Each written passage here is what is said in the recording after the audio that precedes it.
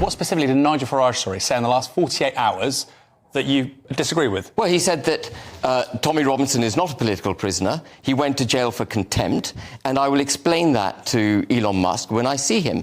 And the point is that Tommy Robinson couldn't have gone to jail for contempt of court. Guilty. He couldn't have You're gone... arguing over semantics. I'm not arguing about it. He couldn't have gone to jail for contempt of court if it hadn't been the political appointed representative, the Attorney General, deciding that he was going to intercede in a civil case, highly extraordinary. I agree, I know that, but he pled guilty. If he had pled not guilty, then I think your argument would be very robust, but he pled guilty. Yeah, but the thing was politicised, and then he was locked up for, I think, 1.5 years or whatever. He's going to serve a minimum of 9 months.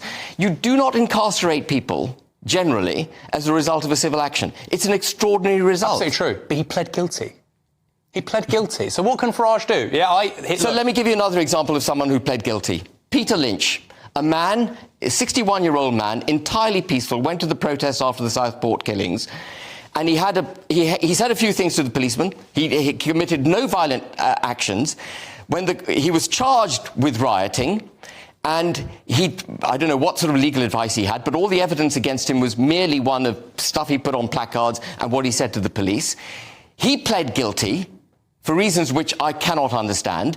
He was put in jail for 2 years and 8 months. Within 2 months, he hanged himself. Well, I can tell you why he pled guilty. Yeah, why? In my opinion. Well, I presume he had a very bad duty solicitor giving him bad advice. Tommy Robinson gets good advice from decent solicitors. But there are both examples of the politicisation of our criminal justice system. Okay, but there's been a lot of that recently. Yeah, and that's all very well. But again, very briefly, Ben Habib. What do you think then? Is Nigel Farage fit to be the leader for Reform UK? Well, I mean, Aaron... Quickly, because I've got to go for a break, so I just get you... Well, I think they need to democratise Reform UK. Is it a yes or no?